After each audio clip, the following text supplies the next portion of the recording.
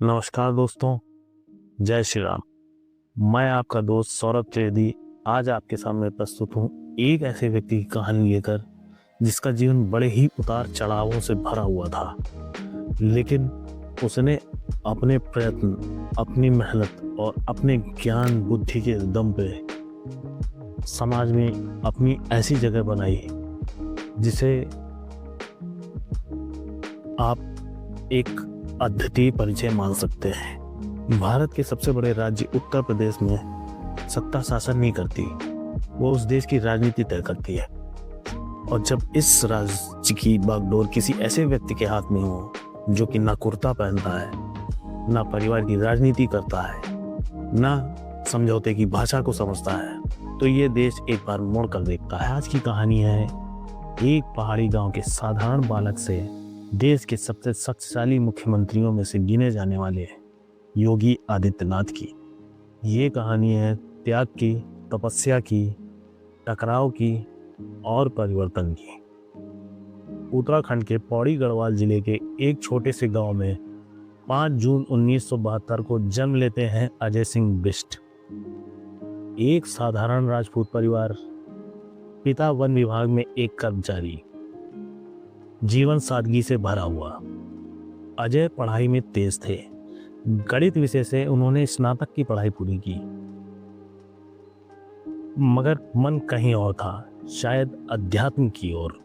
90 के दशक में जब देश राम मंदिर आंदोलन से गुजर रहा था, अजय सिंह बिष्ट भी उस लहर में प्रभावित हुए। यही वो जीवन का मोड़ था जहां सांसारिक जीवन पीछे छूटने लगा। गोरखपुर स्थित गोरखनाथ मठ, नाथ परंपरा का केंद्र। यहीं अजय सिंह बिष्ट की भेंट होती है महंत अवैधनाथ से। संन्यास दीक्षा होती है, सिर मुड़ा हुआ, केसरिया वस्त्र, सादा जीवन, अनुशासित दिनचर्या। लेकिन ये साधु सिर्फ ध्यान के लिए ही नहीं बना था, ये साधु राजनीति की नब्ज जानता था। साल 1998, गोरखपुर लोकसभा सीट, उम्र मात्र 26 वर्ष। योगी आदित्यनाथ बनते हैं भारत के सबसे युवा सांसदों में से एक। इसके बाद सन 2004, 2009, 2014 लगातार जीत। योगी अब केवल संत नहीं थे, वे एक मास लीडर बन चुके थे। 2017 का उत्तर प्रदेश का विधानसभा चुनाव, बीजेपी की ऐतिहासिक जीत, लेकिन मुख्यमंत्री का नाम सब चौंक जाते हैं। योगी आदित्यनाथ अब उत्तर प्रदेश के मुख्यमंत्री होंगे। एक साधु, अब 24 करोड़ लोगों का प्रशासक। पहला संदेश साफ था, अपराध अब बर्दाश्त नहीं। गैंगस्टर, माफिया, भूमाफिया, अवैध संपत्तियां जब्त, बुलडोजर कार्रवाई। समर्थकों के लिए न्याय था, आलोचकों के लिए ये कठोर था, लेकिन संदेश बिल्कुल साफ था। डर का संतुलन बदल चुका था। पूर्वांचल गंगा बुंदेलखंड एक्सप्रेसवे, हवाई अड्डे, अयोध्या, कुशीनगर, जेवर। उत्तर प्रदेश अब निवेश का केंद्र बन रहा था। बिहारू स्टेट्स की छवि धीरे धीरे खत्म हो रही थी। हर जिले में मेडिकल कॉलेज, सरकारी अस्पतालों का विस्तार, कोविड-19 सबसे बड़ी परीक्षा, ऑक्सीजन संकट, लॉकडाउन, टीकाकरण। आलोचनाएं भी हुई, प्रशंसा भी हुई, लेकिन एक बात तय थी, प्रशासनिक मशीनरी पूरी तरह से मैदान में उतरी हुई थी। अयोध्या राम मंदिर, काशी विश्वनाथ कॉरिडोर। योगी सरकार ने धार्मिक पहचान को विकास से जोड़ा। किसी के लिए ये सांस्कृतिक पुनर्जागरण था, किसी के लिए ये धार्मिक राजनीति। लव जिहाद कानून, इनकाउंटर राजनीति, मानवाधिकार सवाल। विपक्ष मुखर रहा, मीडिया बटा रहा, लेकिन जनादेश फिर मिला। साल 2022 का विधानसभा चुनाव, योगी फिर से मुख्यमंत्री बने, इतिहास रचा।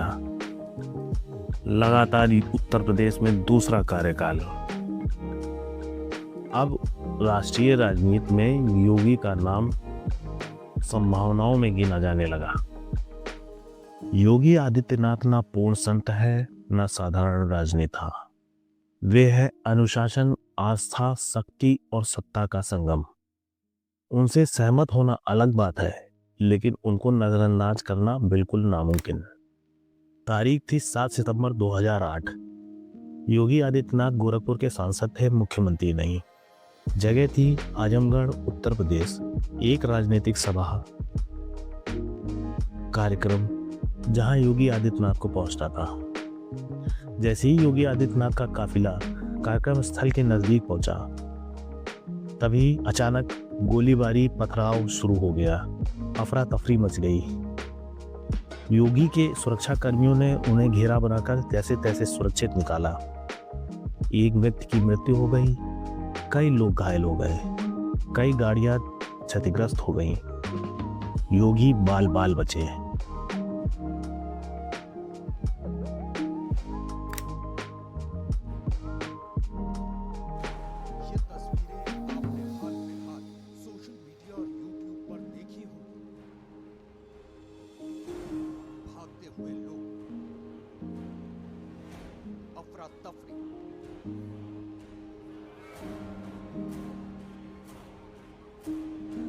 पथराव,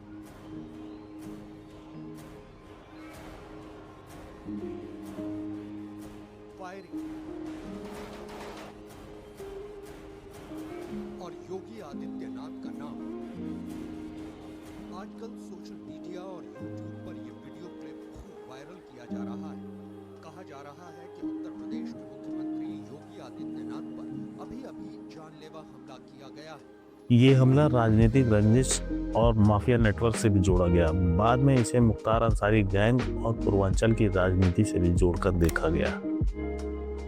एफआईआर दर्ज हुई, गिरफ्तारियां हुई, जांच कई वर्षों तक लटकी रही, मामला अदालतों में चलता रहा। मुख्यमंत्री बनने से पहले संसद में और मुख्यमंत्री बनने के बाद योगी आदित्यनाथ ने इस घटना का जिक्र कई बार किया। यहीं से उनकी माफिया मुक्त यूपी अभियान की सोच और तेज हुई। मैं तीसरी बार गोरखपुर से लोकसभा का सदस्य बना हूं। पहली बार मैं 25,000 वोटों से जीता था, दूसरी बार 50,000 से जीता और तीसरी बार लगभग 1.5 लाख मतों से मैं गोरखपुर से चुन करके आया हूं। लेकिन पिछले कुछ समय से महोदय राजनीतिक विद्वेष के तहत मुझे जिस प्रकार से राजनीतिक पूर्वाग्रह का शिकार बनाया जा रहा है, मैं केवल आपसे अनुरोध करने के लिए आया हूं, क्या मैं इस सदन का सदस्य हूं या नहीं हूं, और क्या यह सदन मुझे संरक्षण दे पाएगा या नहीं दे पाएगा। अगर सदन मुझे संरक्षण नहीं दे सकता है तो मैं आज ही सदन को छोड़ करके वापस जाना चाहता हूं। छोड़िए, मैंने कोई महत्व नहीं रखता महोदय। मैंने अपने जीवन से संन्यास लिया है अपने समाज के लिए। मैंने अपने परिवार को छोड़ा है, मैंने अपने माँ बाप को छोड़ा है, लेकिन आज मुझे अपराधी बनाया जा रहा है महोदय, केवल राजनीतिक पूर्वाग्रह के तहत। केवल इसलिए क्योंकि मैंने वहां पर भ्रष्टाचार के मामले उजागर किए थे, क्योंकि मैंने भारत नेपाल की सीमा पर आईएसआई और राष्ट्र विरोधी गतिविधियों के खिलाफ आवाज उठाई थी और सदन में बराबर उसके खिलाफ सदन का ध्यान आकर्षित करता रहा। मैं वहां पर भूखमरी से हो रही मौतों के खिलाफ प्रशासनिक भ्रष्टाचार को उठाता रहा। इसलिए मेरे खिलाफ महोदय सारे के सारे मामले बनाए गए और लेकिन जो ये अपराधी हैं, जो ये माफिया हैं, आखिर ये पाले किसके द्वारा गए हैं?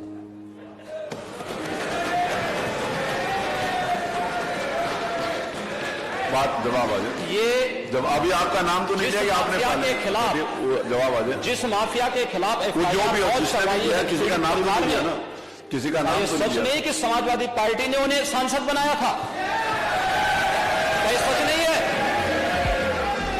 आप अपराधियों को पालेंगे, प्रदेश पार्टी जिस किसी भी पार्टी का रहा हो, क्या चाहिए बताइए, क्या अपराधी नहीं था? किस पार्टी का था? किस पार्टी का था? आप सारे अपराधियों को पालेंगे, माल्यार्पण करेंगे और उसके बाद तमाशा बनाते हैं आप लोग। एक तरफ अपराधियों को प्रश्रय देंगे, उन्हें गले का हार बनाएंगे और दूसरी तरफ फिर दोषारोपण भी करेंगे। मैं उन्हीं पे आ रहा हूं, उन्हीं बातों पे चर्चा करने के लिए आ रहा हूं। हमारी पार्टी में आप बताइए किस पार्टी का सदस्य है, क्योंकि बहुजन समाज पार्टी से आपकी दोस्ती है इसलिए बहुजन समाज पार्टी का नाम नहीं ले रहे आप। हम भी उन्हीं बातों पे कह रहे हैं। क्या ये सच नहीं कि जिस अतीक अहमद के खिलाफ पीड़ित परिवारों ने मुकदमा दर्ज कराया उसके परिवार के खिलाफ, वह समाजवादी पार्टी के द्वारा पोषित माफिया है और उसकी कमर को तोड़ने का काम हमारी सरकार ने किया है। और फिर मैं कह रहा हूं इसे इस माफिया को मिट्टी में मिला देंगे। सरकार किसकी है? मतलब में हो ये माफिया है, इनको मिट्टी में मिलाने का काम करेंगे। अपराधी आप। योगी आदित्यनाथ एक स्टार प्रचारक। योगी जी की भाषण शैली तेज, भावनात्मक और सीधी होती है। उनके भाषणों में धर्म, राष्ट्र, सुरक्षा, संस्कृति जैसे मुद्दे होते हैं जो जनता को सीधे जोड़ते हैं।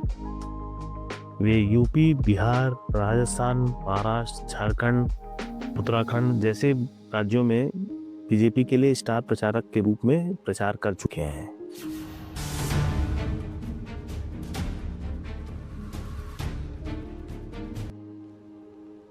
हिमाचल प्रदेश विधानसभा चुनाव में बीजेपी ने चुनाव प्रचार में काफी मेहनत की। वहीं यूपी के मुख्यमंत्री योगी आदित्यनाथ फिर से बीजेपी के प्रमुख प्रचारक के रूप में उभरे। 5 दिनों के भीतर ही 16 रैलियों को उन्होंने संबोधित किया। बेहतर चुनावी प्रबंधन में माहिर योगी आदित्यनाथ की बम्पर डिमांड बताती है कि ईस्ट हो या फिर वेस्ट, योगी हैं बेस्ट। बीजेपी के स्टार उपयोगी लगातार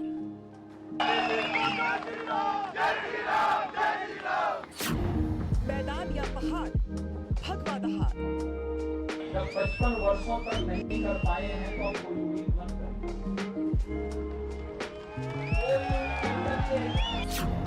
कांग्रेस पर राम नाम सत्य वाला प्रहार। कांग्रेस कितनी सीट जीती मालूम आपको?